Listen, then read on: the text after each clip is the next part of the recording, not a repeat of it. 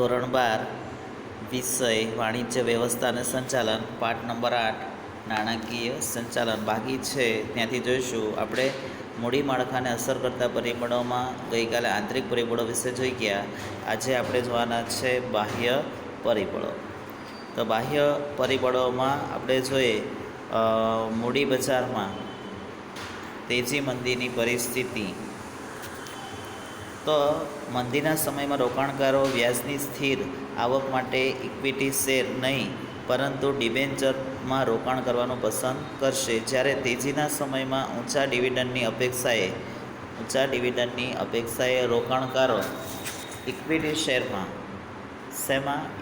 શેરમાં રોકાણ કરવાનું પસંદ કરશે. આ મૂડી માળખાની રચનાના આધાર મૂડી બજારનો પ્રવર્તમાન વલણો પર રહેલો છે.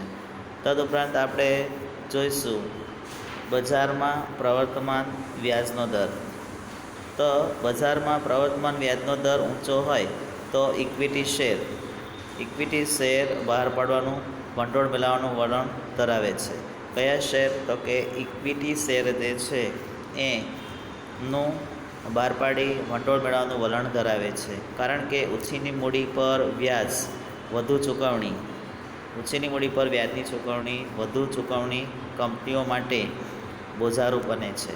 પરંતુ પ્રવર્તમાન વ્યાજના દર ઓછા હોય તો મૂડી માળખામાં ડિબેન્ચરને સ્થાન આપવામાં આવે છે. શેને સ્થાન આપવામાં આવે છે? તો ડિબેન્ચરને સ્થાન આપવામાં આવે છે. તદુપરાંત આપણે જોઈશું મૂડી પડતર જામીનગીરી બહાર પાડવાનો ખર્ચ. તો મૂડી ઊભી કરવા માટે જામીનગીરીઓ બહાર પાડવામાં આવે ત્યારે કંપની વિજ્ઞાપન પત્ર બહાર પાડવાનો ખર્ચ, બાહેધરી કમિશન, દલાલી વગેરે ખર્ચાઓ. કયા ખર્ચાઓ? તો ફરી આપણે જોઈશું કયા ખર્ચાઓ? વિજ્ઞાપન ખર્ચ, બહાર પાડવાનો ખર્ચ, બાહેધરી કમિશન, દલાલી વગેરે ખર્ચાઓ કરવા પડે છે. જેમ કે આ ખર્ચ વધુ તેમ મૂડી પડતર વધુ. વિવિધ પ્રકારની જામીનગીરીઓ બહાર પાડવામાં ખર્ચાઓ જુદા જુદા હોય છે. જોકે ડિબેન્ચર બહાર પાડવાનો ખર્ચ અન્ય જામીનગીરીઓ બહાર પાડવાની સરખામણીમાં ઓછો આવે છે. કાનૂની નિયંત્રણો ત્યાર પછી જોઈશું. તો મૂડી માળખું પસંદ કરતી વખતે કાનૂની નિયંત્રણો પણ ધ્યાનમાં રાખવામાં આવે છે. કંપની ધારા પ્રમાણે જામીનગીરીઓ બહાર પાડી મૂડી ભંડોળ મેળવતી કંપની ઇક્વિટી શેર. કયા શેર? ઇક્વિટી શેર ફરજિયાત બહાર પાડવા પડે છે. આ ઉપરાંત સેબીના નિયમો. કોના નિયમો? સેબીના નિયમો, આરબીઆઈના નિયમો, કંપની ધારાની જોગવાઈઓ પણ ધ્યાનમાં લેવામાં આવે છે. કરવેરા નીતિ જોઈશું ત્યાર પછી. તો કરવેરાનું પ્રમાણ ઊંચું તો કંપની ડિબેન્ચર બહાર પાડે છે. જો કરવેરાનું પ્રમાણ ઊંચું હોય તો કંપની કયા શેર બહાર પાડે છે? ડિબેન્ચર પાડી વધુ મૂડી ભંડોળ મેળવવાનું વલણ રાખે છે. જેથી ડિબેન્ચર પર વ્યાજની રકમ કરવેરા હેતુ માટે આવકમાંથી કપાત તરીકે મજરે મેળવી શકાય. આ જ પ્રમાણે ડિવિડન્ડની આવક કરમુક્ત હોય કે ડિવિડન્ડની આવક પર નીચા દરે કર વસૂલાતો હોય ત્યારે સ્વાભાવિક છે કે રોકાણકારોમાં ઇક્વિટી શેર. કયા શેર? ઇક્વિટી શેર વધુ લોકપ્રિય બને છે. સંસ્થાકીય રોકાણકારો. તો સંસ્થાકીય રોકાણકારોમાં વીમા કંપનીઓ. કોણ? વીમા કંપનીઓ, બેંક, રાજ્ય અને કેન્દ્ર સરકારની કે છે નાણાકીય સંસ્થાઓ વગેરે તેમના સ્થાપિત નિયમો અને શરતોને આધીન કંપનીના શેર અને ડિબેન્ચરમાં રોકાણ કરે છે. શેના? કંપનીના શેર અને ડિબેન્ચરમાં રોકાણ કરે છે. મૂડી માળખાની રચના કરતી વખતે કે મૂડી માળખાની રચનામાં ફેરફાર કરતી વખતે આ બધી સંસ્થાઓના વલણો અને શરતોની વિચારણા કરવામાં આવે છે. તદુપરાંત આપણે જોઈશું વિદેશી સંસ્થાકીય રોકાણકારો. તો વિદેશી રોકાણકાર સંસ્થા કે એવી સંસ્થા છે કે જેની સ્થાપના અને નોંધણી ભારત બહાર થઈ હોય, જેનો ઉદ્દેશ ભારતના પ્રાથમિક અને ગૌણ બજારમાં નિયત કરેલી જામીનગીરીઓમાં રોકાણ કરવાનો હોય છે. વિદેશી રોકાણ સંસ્થાઓ એ સેબી સમક્ષ નોંધણી કરવાની હોય છે. શેની સમક્ષ નોંધણી કરવાની છે? સેબી સમક્ષ નોંધણી કરાવવી પડે છે. આવી સંસ્થાઓને ભારતીય ભારતીય કંપનીના શેર ડિબેન્ચર ખરીદવાની મંજૂરી આપવામાં આવે છે. કોણ આપે છે? તો કે સેબી દ્વારા. ત્યાર પછી જોઈશું કાર્યશીલ મૂડી. તો કાર્યશીલ મૂડીમાં અર્થ અને વ્યાખ્યા જોઈશું. તો બધા જ પ્રકારના ધંધામાં કાયમી મૂડી અને કાર્યશીલ મૂડીની જરૂર પડે છે. કાયમી મિલકતો જેવી કે આપણે જોઈશું કાયમી મિલકતો જેવી કે જમીન, મકાન અને યંત્ર વગેરે ખરીદવા માટે કાયમી મૂડીની જરૂર પડે છે. જ્યારે કાર્યશીલ મૂડીની જરૂરિયાતમાં રોજબરોજના ખર્ચાઓ ચૂકવવા માટે રહે છે. સામાન્ય રીતે ધંધાની ચાલુ મિલકતો જેવી કે કાચો માલ, દેવાદારો, લેણી હુંડીઓ વગેરેનો સમાવેશ વગેરેમાં રોકાયેલી હોય છે. કાર્યશીલ મૂડીમાં ધંધામાં સતત રીતે ચક્રાકાર ફરતી રહે છે. આથી કાર્યશીલ મૂડીને જીવન રક્ત કયા નામે મૂડીને જીવન રક્ત પણ કહે છે. હવેની જોઈશું વ્યાખ્યાઓ. તો લિંકન ડોરિસ સ્ટીવન્સના મતે આપણે એની વ્યાખ્યાઓ જોઈશું કે ચાલુ મિલકતોની ચાલુ જવાબદારીઓ કાર્યશીલ મૂડી, ચાલુ જવાબદારી ઉપરનો વધારો એટલે કાર્યશીલ મૂડી. ફરી જોઈશું ચાલુ મિલકતની જવાબદારી ઉપરનો વધારો એટલે કાર્યશીલ મૂડી. તદુપરાંત આપણે જોઈશું જે.એસ. મિલના જણાવ્યા પ્રમાણે ચાલુ મિલકતોનો સરવાળો એટલે ધંધાની કુલ કાર્યશીલ મૂડીને પણ શું કહેવામાં આવે છે? કાર્યશીલ મૂડી. તો કાર્યશીલ મૂડીનો ખ્યાલ કઈ રીતે આવે એના વિશે જાણવાનું છે. તો કાર્યશીલ મૂડી ધંધાની ચાલુ મિલકતો જેવી કે કાચો માલ અને તૈયાર માલનો સ્ટોક. કાર્યશીલ મૂડી એટલે ફરીવાર કહીએ છીએ કે કાચો માલ અને આપણે જોઈએ તો તૈયાર માલનો સ્ટોક, દેવાદારો, લેણી હુંડી, ટૂંકા ગાળાની જામીનગીરીઓ વગેરેનો કુલ રોકાણકારોનો સરવાળો એટલે કુલ કાર્યશીલ મૂડી. તો કુલ કાર્યશીલ મૂડી બરાબર કુલ ચાલુ મિલકતો આપણે જોઈએ એનો. ત્યાર પછી આપણે આગળ જોઈશું ચોખ્ખી કાર્યશીલ મૂડી. તો ચોખ્ખી કાર્યશીલ મૂડીમાં ચાલુ મિલકતો બાદ કરતા ચાલુ જવાબદારીઓ એટલે આપણે જોઈએ ચોખ્ખી કાર્યશીલ મૂડી. ચોખ્ખી કાર્યશીલ મૂડી બરાબર ચાલુ મિલકતો માઇનસ ચાલુ જવાબદારીઓ. તો જ્યારે ચાલુ જવાબદારીઓ કરતાં ચાલુ મિલકતોનો વધારો હોય તો તેને હકારાત્મક કાર્યશીલ મૂડી કહે છે. અને જો ચાલુ મિલકતો કરતાં ચાલુ જવાબદારીનો વધારો હોય તો એને નકારાત્મક કાર્યશીલ મૂડી કહે છે. તો હવે આપણે જોઈશું કુલ કાર્યશીલ મૂડી અને ચોખ્ખી કાર્યશીલ મૂડી વચ્ચેનો તફાવત. તો અહીંયા જોઈશું અનુક્રમ નંબર, તફાવતના મુદ્દા, કુલ કાર્યશીલ મૂડી, ચોખ્ખી કાર્યશીલ મૂડી, એનો અર્થ જોઈશું. સરસ, બંનેના અર્થ જોઈ લઈએ આપણે. તો કુલ કાર્યશીલ મૂડી એટલે ચાલુ મિલકતો જેવી કે લેણી હુંડી, દેવાદારો, ટૂંકા ગાળાની વેચાણપત્ર જામીનગીરીઓ, બેંક, રોકડ સિલક વગેરેનો સરવાળો એટલે કુલ કાર્યશીલ મૂડી. જ્યારે ચોખ્ખી કાર્યશીલ મૂડી એટલે કે ચાલુ મિલકતો બાદ કરતાં જે જવાબદારી રહે એને ચોખ્ખી કાર્યશીલ મૂડી. તરલતાની સ્થિતિ બંનેમાં જોઈ લઈએ. તો આ ખ્યાલ કંપનીની તરલતા સ્થિતિ દર્શાવતો નથી. જ્યારે આપણે જોઈશું ચોખ્ખી કાર્યશીલ મૂડીમાં આ ખ્યાલ કંપનીની તરલતાની સ્થિતિ દર્શાવે છે. તદુપરાંત આપણે જોઈશું નાણાકીય સ્થિતિ અને માપદંડ. તો કંપનીની સાચી નાણાકીય પરિસ્થિતિનો ખ્યાલ આપતો નથી.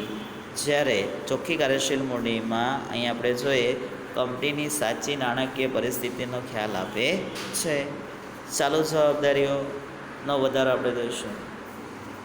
તો અહીંયા ચાલુ જવાબદારીમાં કુલ કાર્યશીલ મૂડીમાં વધારો કરે છે. જ્યારે ચોખ્ખી કાર્યશીલ મૂડીમાં આપણે જોઈએ તો ચાલુ જવાબદારીમાં વધારો ચોખ્ખી કાર્યશીલ મૂડીમાં વધારો કરતો નથી. તદુપરાંત આપણે જોઈશું કુલ કાર્યશીલ મૂડીની લાક્ષણિકતાઓ. તો અહીંયા આપણે જોઈશું ટૂંકા ગાળાની મૂડી. તો કાર્યશીલ મૂડી ટૂંકા ગાળાની મૂડી છે. નંબર 2, ચાલુ મિલકતોમાં રોકાણ. તો કાર્યશીલ મૂડીમાં કોણ હોય છે? કાર્યશીલ મૂડીમાં દેવાદારો, લેણી હુંડીઓ, ટૂંકા ગાળાની જામીનગીરીઓ ચાલુ મિલકતોમાં સમાવેશ થાય છે. તરલતા જોઈશું તો તરલતા એ કાર્યશીલ મૂડીનું પાયાનું લક્ષણ છે. બધી જ ચાલુ મિલકતો જેમાં કાર્યશીલ મૂડી રોકાયેલી હોય છે તેનું સરળતાથી રોકડમાં રૂપાંતર થાય છે. ઓછું જોખમ તો કાર્યશીલ મૂડી ધંધામાં ફરતી ટૂંકા ગાળા માટેની અને સરળતાથી રોકડમાં રૂપાંતર પામતી મૂડી છે. તેથી જોખમનું તત્વ ઓછું રહે છે. બદલાતું સ્વરૂપ જો ચાલુ મિલકતોમાં કાર્યશીલ મૂડીનું રોકાણ થયું હોય તેનું સ્વરૂપ સતત બદલાતું રહે છે. દાખલા તરીકે અહીં આપણે જોઈશું કે કાચા માલનું અર્ધ તૈયાર માલમાં અને અર્ધ તૈયાર માલનું તૈયાર માલમાં અને તૈયાર માલનું શાક ઉપર કે છે વેચાણ થાય તો દેવાદારો અને રોકડેથી વેચાણ થાય તો રોકડમાં રૂપાંતર થાય છે. તો પણ આપણે જોઈશું રોજબરોજના ખર્ચાઓ ચૂકવવા તો રોજબરોજના ખર્ચા ચૂકવવા માટે કાર્યશીલ મૂડીની સતત જરૂર રહે છે. ઘસારો નહીં તો ધંધામાં ફરતી મૂડી અને તેનું સ્વરૂપ સતત બદલાતું હોવાથી અહીંયા ઘસારો ગણાતો નથી.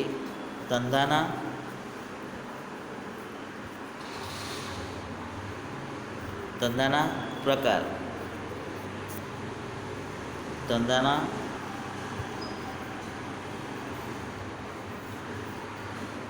ચાલ આગળ આપણે જોઈશું